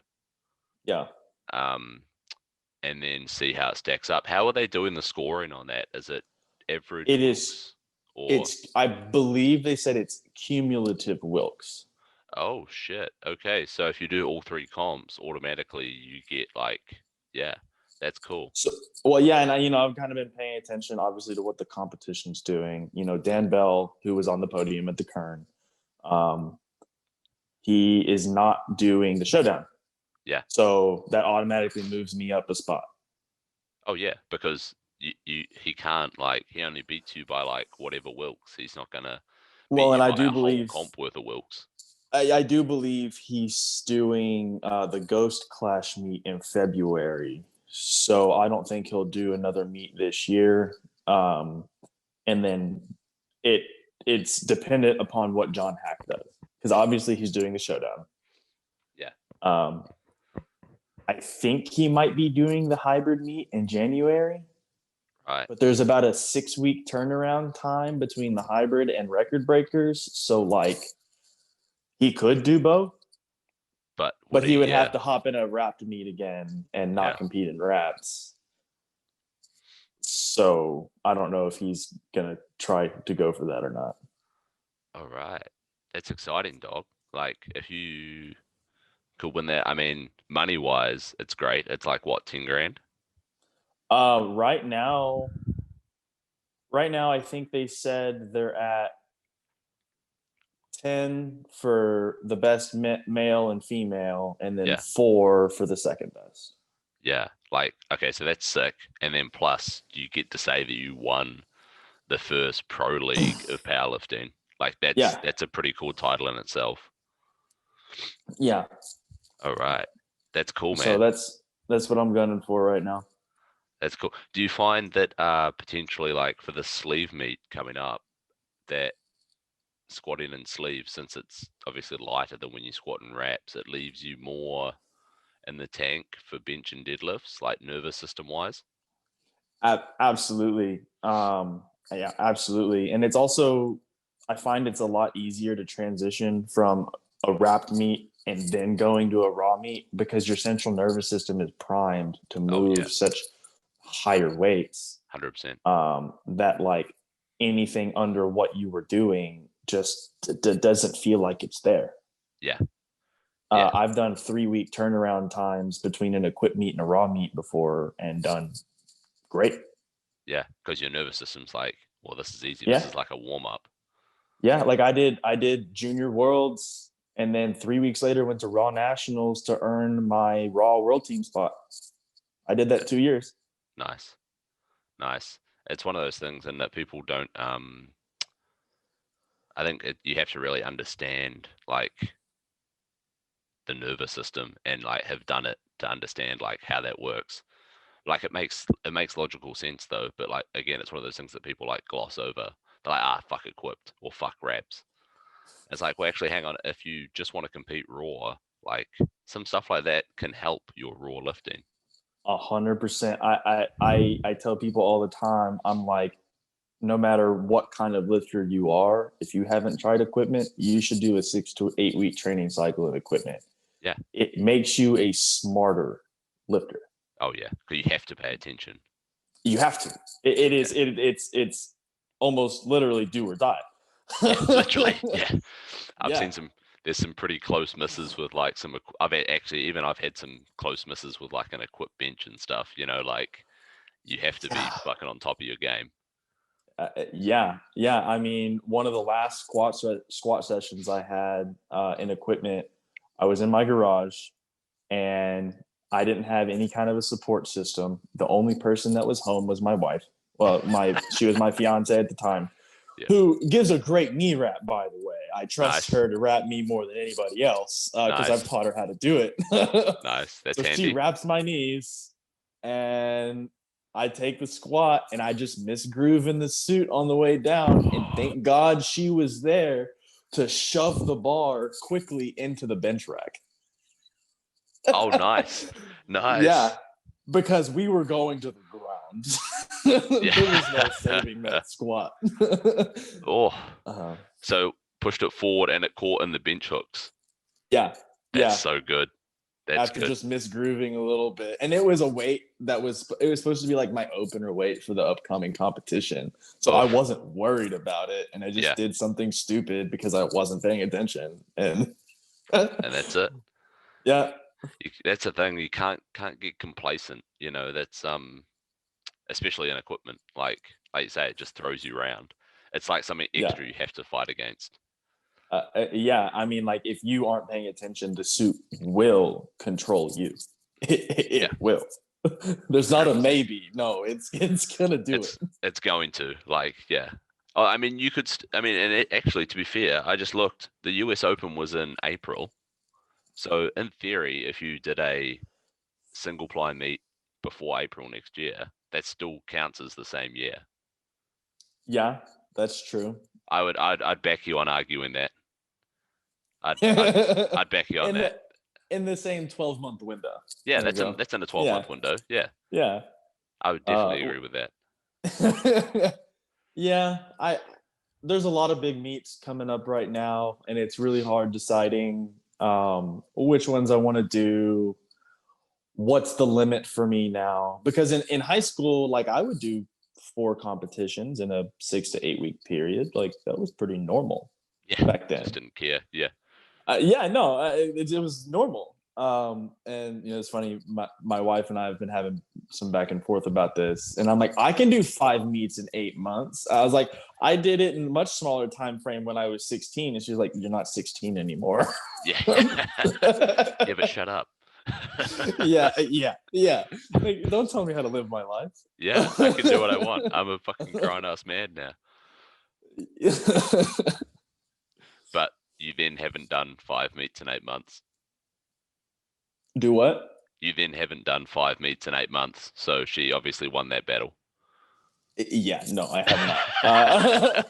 Well, I was entertaining doing like the showdown, record breakers, the hybrid, and the ghost clash, and then also doing the Kern in April. I was like, I just want to do them all. But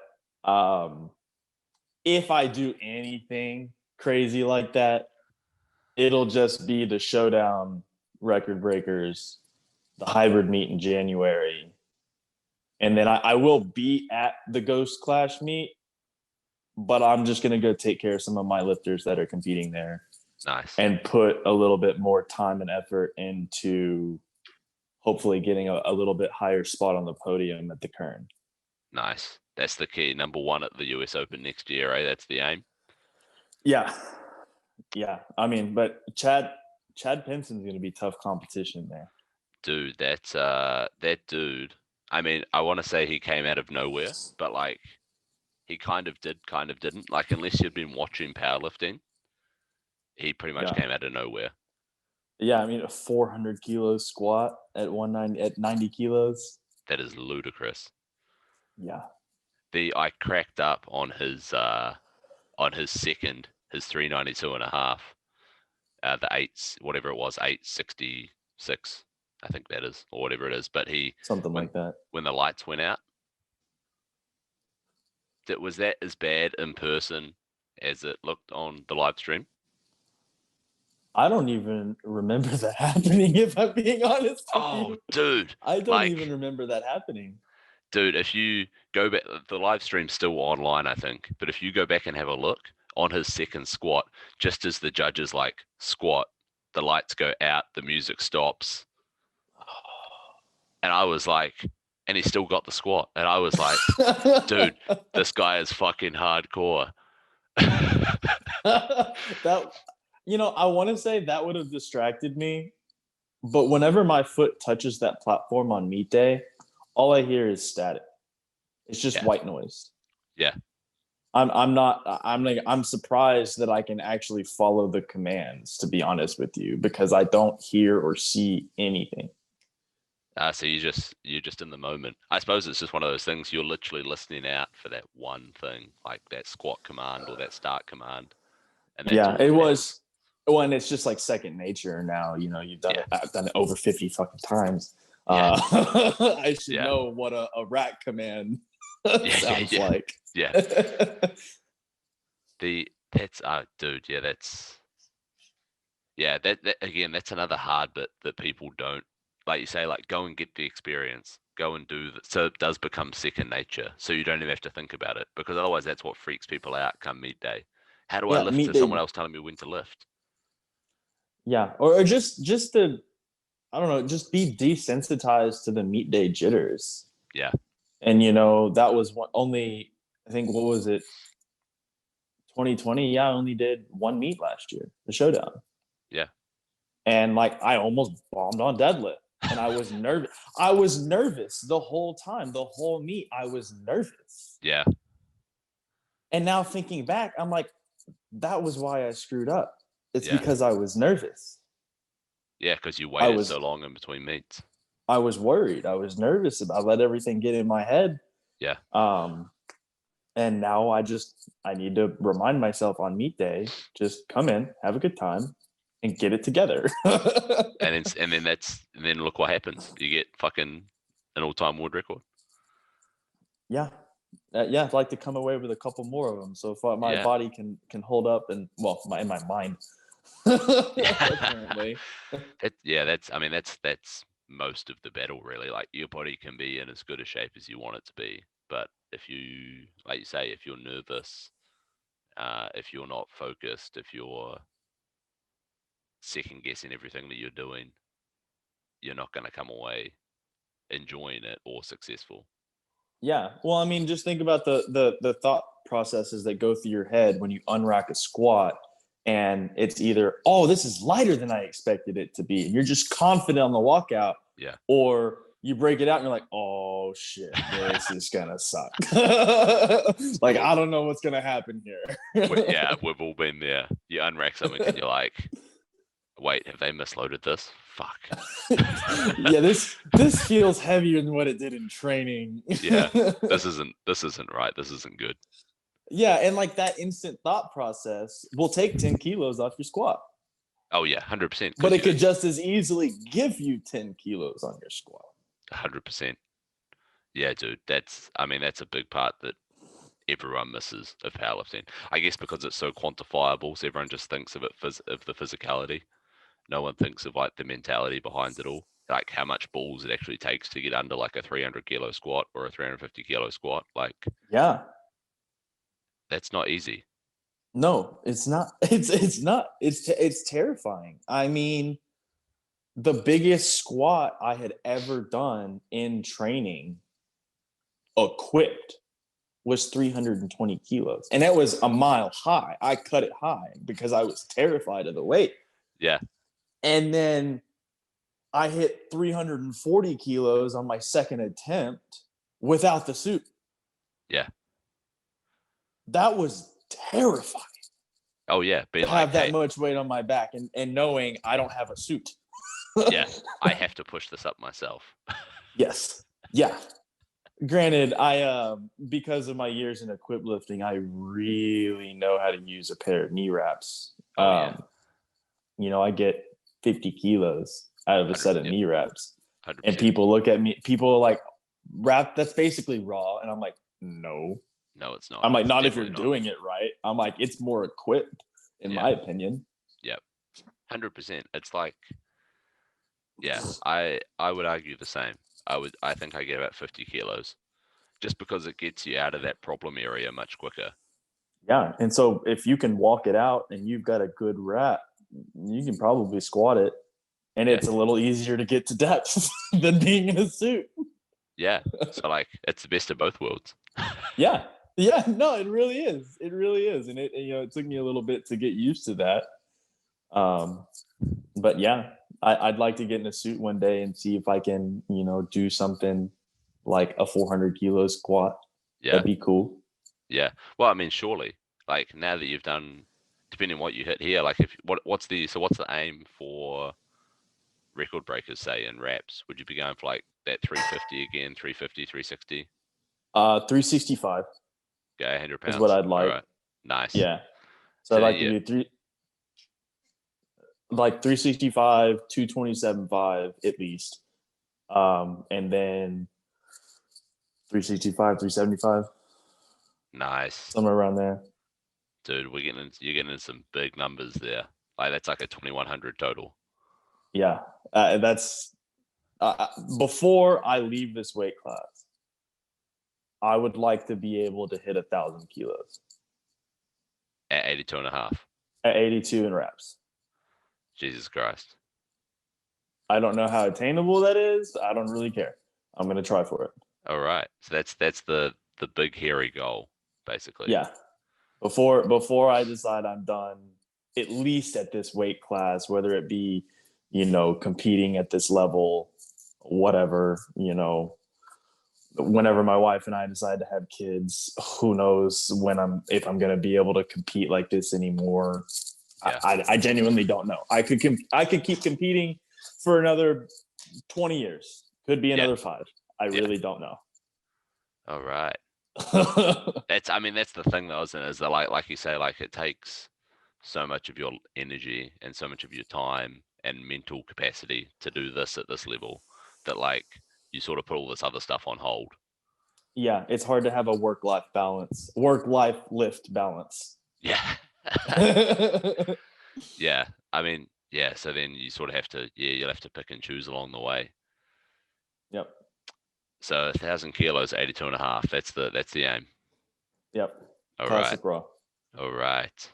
That's exciting. Yeah, it is. Every time I think about it, I'm like, man, that just sounds so unreasonable. And then I put the numbers on paper and I'm like, that's not. Unreasonable. No, I mean, I think it's something um, like 375 on squat, like 235 bench, and like 385 pull. Yeah. Or would it be it'd be a 390 pull. 390. I wasn't trying to do math there. I was Oh, just throwing numbers out I was there going that to I say thought you were don't want to get a close. 385 because that's 995. That wouldn't be fun. Mr. Nearly Yeah, there. no. Yeah, well, I feel like Chad freaking did that 997.5. Yeah. I don't know how he brought himself to do that. I would not. I can't. I don't have it in me. On my bench, if I'd have made a 10-kilo jump and gotten 496 instead of going 12 and a half and going 501, I'd have probably gotten it. But I was not going to leave 500. I was not going to leave that. I was like, I would rather miss. I would rather miss. Yeah, I suppose it's that change of that different mentality. Like, Yeah. yeah, Seconds are for the total, thirds are for fun. yeah, there you go. That's it. That's the imparting the wisdom to impart on everyone. Yeah. Seconds are for the total, thirds are for fun. I mean, dude, we've been yarning for like 2 hours now. I can see Oh, how, wow. like, I didn't even realize. yeah, like I just looked at the time and I was like, what? How has it been like 2 hours? That's ludicrous. Yeah, I was thinking, I was like, has it been an hour yet? No.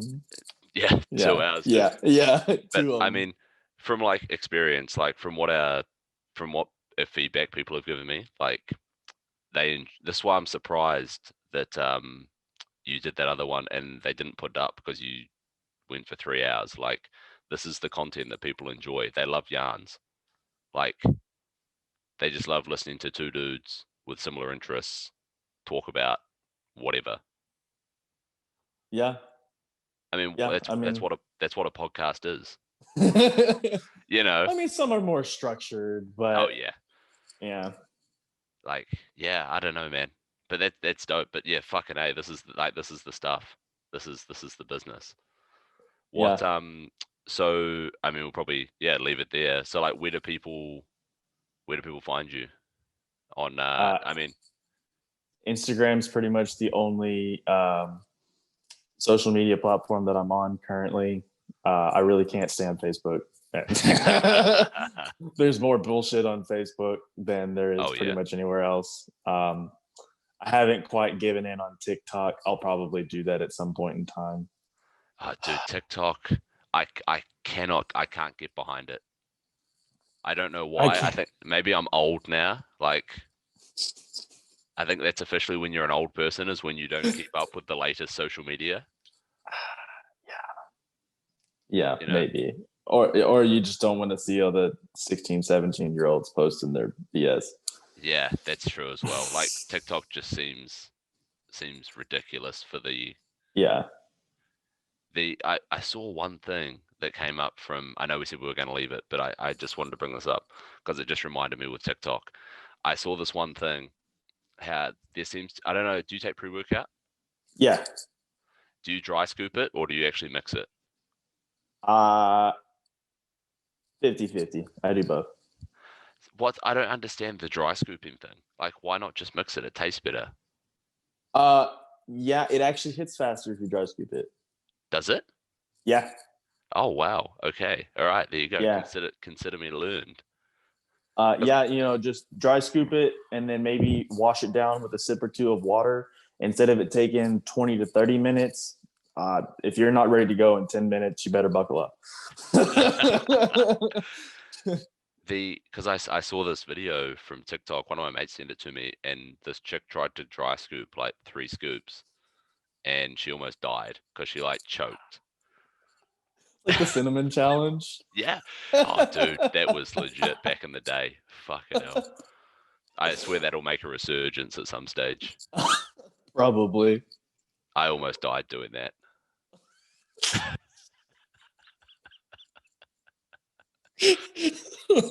Like, I've done some stupid shit. I don't know if have you ever sculled milk as well? Like Done just like what? a bottle of milk and just absolutely downed it. No, I've never done a whole gallon of milk like that. No, Oh, I do so love milk, but a gallon a gallon is like 3 liters or so, I think. Um, so we used to get these big like 3 liter bottles of milk, and I don't know if you guys have like beer bongs in the States? Is yeah, that a thing? yeah, that's the So thing. okay, sweet. I thought it might have just Yeah, been it's a part of thing. like New Zealand's binge drinking culture. No, I'm Um, pretty sure everyone's binge drinking culture. yeah. But we did like a 3 liter of milk through a beer bong one time.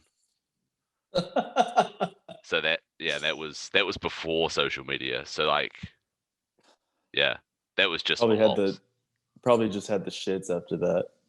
Dude, I was surprised that I did not throw up. Like I didn't eat for like a few hours, but I did not throw Yeah, up. I'm sure because that's probably at least 2,500 calories. I don't know. I think so. I think so. If you did the maths, because like 100 mils of milk is like 80 calories. So yeah, it must be Yeah, 2,500. That's pretty good though. that's yeah, that's crazy. I might have to try that one. I mean, it just made me think of that episode of Friends where Joey just pouring the milk down his face. That was it. Joey doesn't share food. Joey doesn't share food. Oh, Oh, nice. All right. So, well, yeah. So Blake underscore 75 kgs. You're gonna have to change that to the Super Saiyan orangutan. I'm sorry. maybe I'll compromise and go deadlifting orangutan. Deadlifting orangutan. All right. I like that one a little better. Flows a All little right. better. Deadlifting orangutan. I Yeah, mean, I would assume it's not taken, but I would hope not. you might you might find it's taken, and then you have to go Super Saiyan. You're right. You're right. Then I have to. I don't have a choice. But yeah, otherwise, good luck, sir. Um, we'll see you at the showdown. Yeah. Well, I appreciate you having me on. No, It was nice chatting. I appreciate you making the time, man. I know that like, none of us get paid for any of this. Like it's just like having yarns about powerlifting helps increase exposure in the sport, all that sort of stuff. Um, hopefully helps get your followers up. Yeah. Maybe I'll make a post. I did a podcast and listen to his talk. Yeah, Maybe I'll do just something like that. come listen to us talk some shit. But All yeah, right. otherwise, no, all the best and thanks for your time, bro. You as well. Appreciate you. You have a good one. You too.